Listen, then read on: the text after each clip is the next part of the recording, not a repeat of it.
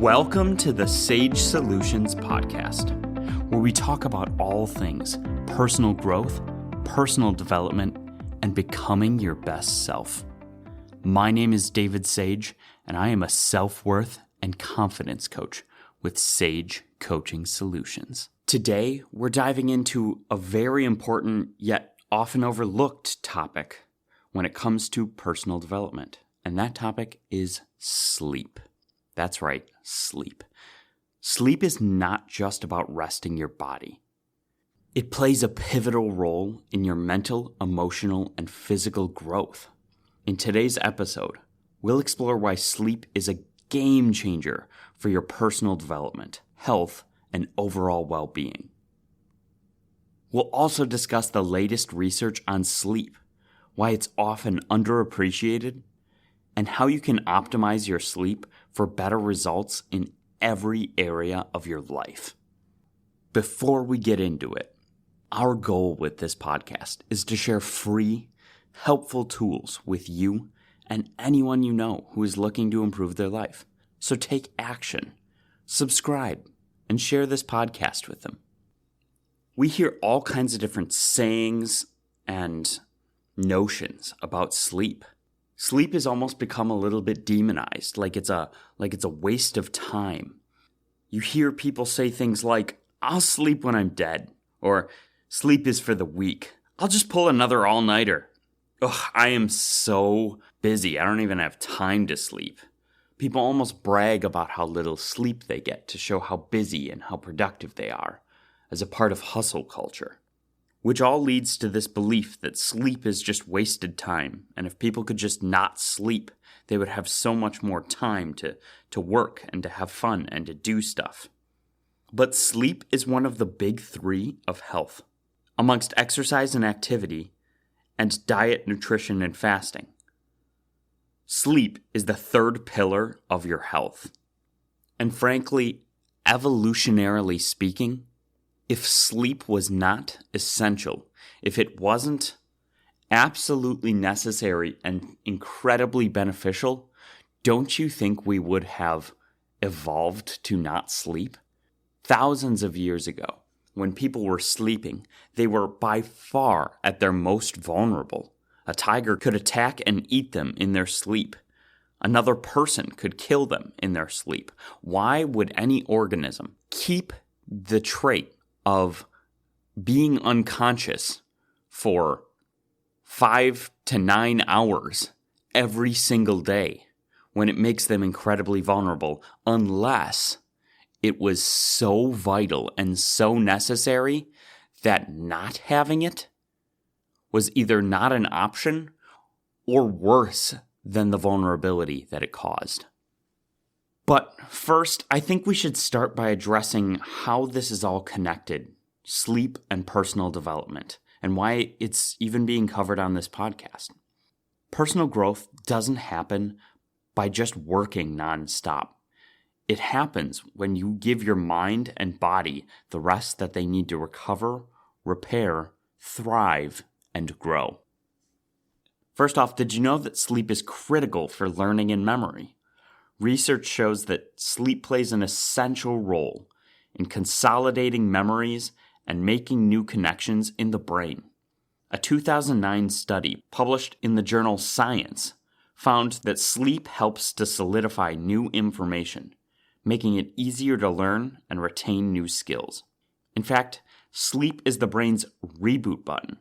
When we sleep, our brain strengthens our neural connections, it processes emotions, and it integrates new information. If you're trying to learn something new, whether it's a new skill, a habit, or a mindset, getting quality sleep is crucial for making that knowledge stick. If you're going to continue to learn and grow and become your best self, if you want it to stick, sleep. As the famous sleep researcher Dr. Matthew Walker, author of the best-selling book Why We Sleep, says, sleep is the single most effective thing you can do to reset your brain and body each day. But sleep is not just important for your intellectual growth. It's also essential for your emotional well-being. Think about it. When you're sleep deprived, you're more irritable, less patient, and less equipped to handle stress. Poor sleep can increase your likelihood to feel anxious or depressed, and can even make you more reactive emotionally. According to a 2013 study published in the Journal of Sleep, sleep deprivation has a direct impact on emotional regulation. Researchers found that those who had inadequate sleep were more likely to experience negative emotions and less likely to recover from them quickly. The key here is that when you sleep well, you are better equipped to handle life's challenges with balance and a calm mindset. Personal development isn't just about working hard. It's about being in a state of mind that enables you to manage stress and respond with clarity. To take it a step further, sleep is also linked to increased levels of empathy and self-compassion, like we talked about in the last episode. A study published in the Journal of Current Biology showed that people who were well rested were better at empathizing with others and had a more positive outlook on life. All of this goes to show that if we're trying to be our best selves, we want to have our mind functioning at a rate and a level as best as it can, so that we can think in shades of gray, so that we can have curiosity and think critically. And we also want our emotions to not get the better of us, and to be able to handle the stress of life as it comes.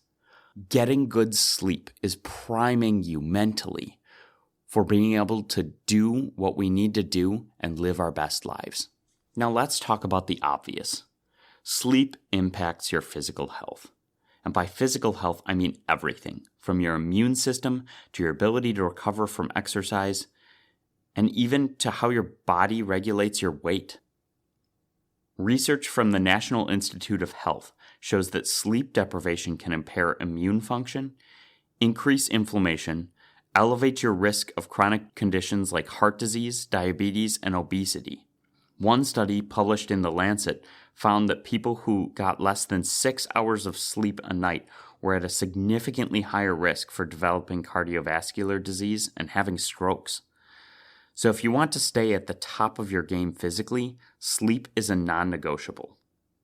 There are also studies that show missing a full night of sleep puts your insulin levels and your insulin resistance for that next day roughly equivalent to somebody who's a diabetic or a pre-diabetic, depending on where you're starting. There's also data showing that when daylight savings changes the time for everyone to have their circadian rhythms thrown off and lose an hour of sleep, heart attacks and strokes spike on that next day. Sleep also plays a huge role in muscle recovery, growth, and performance.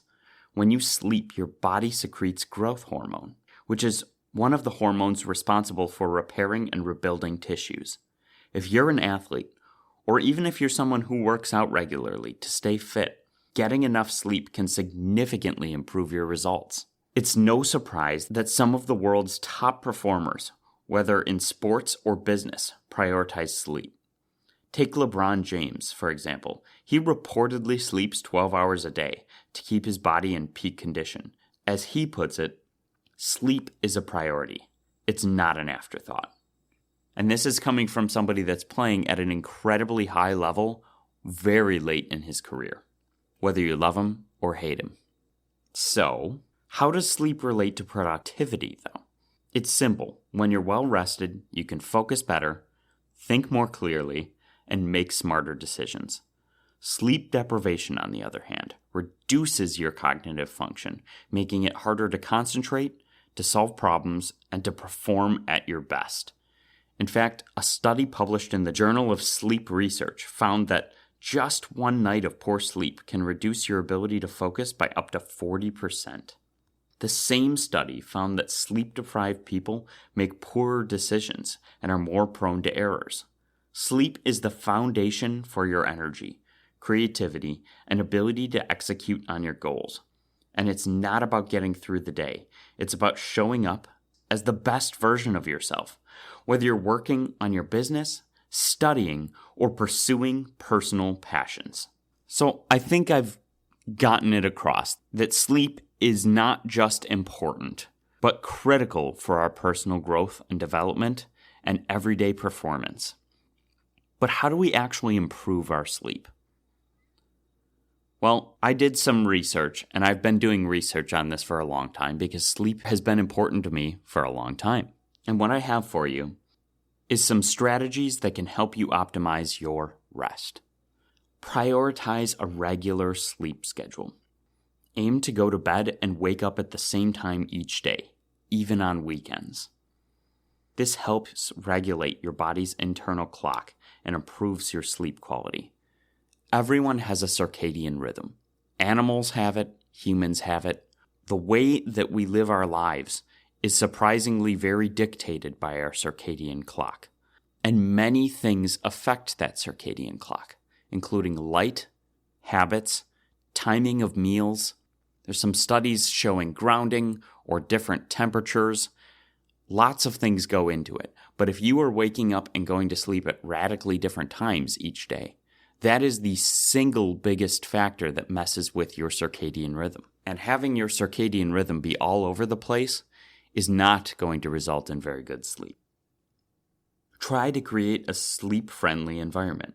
Your bedroom should be dark, quiet, and cool. Studies show that people sleep better in a cool environment than a warm environment.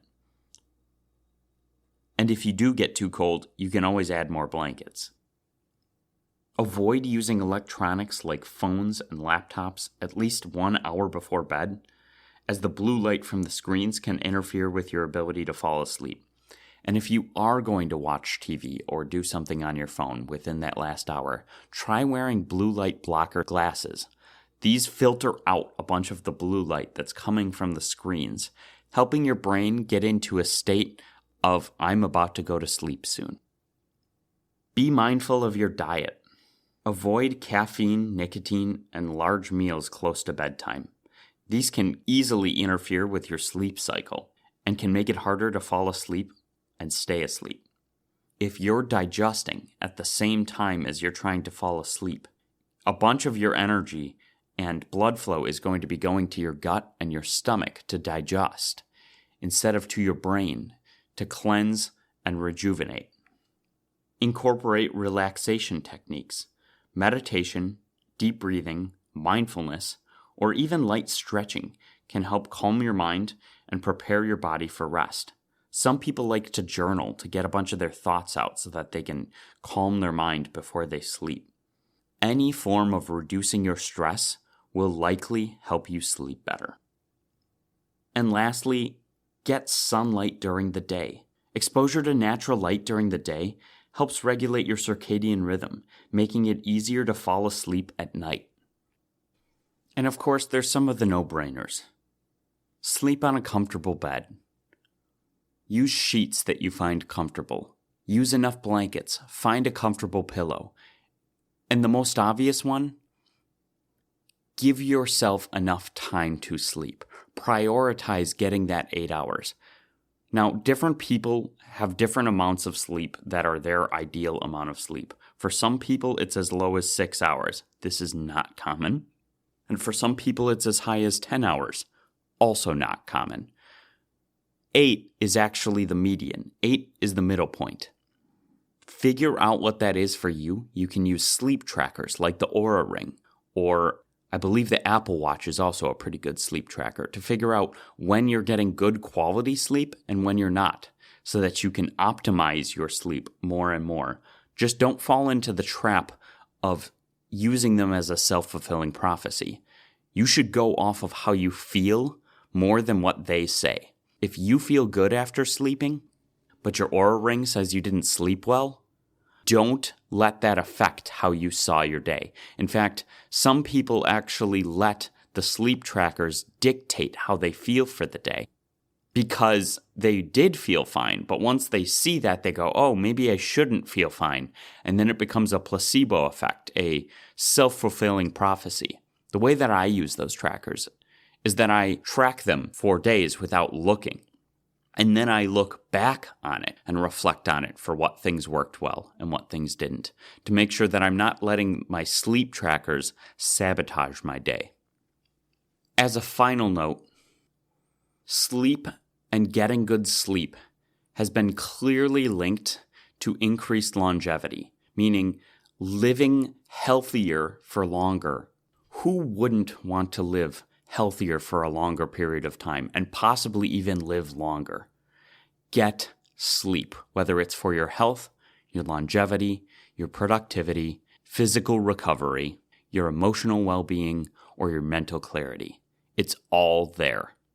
So to wrap things up, sleep is an often underestimated yet crucial aspect of personal development. It's not just about rest. It's about recovery, growth, and optimization.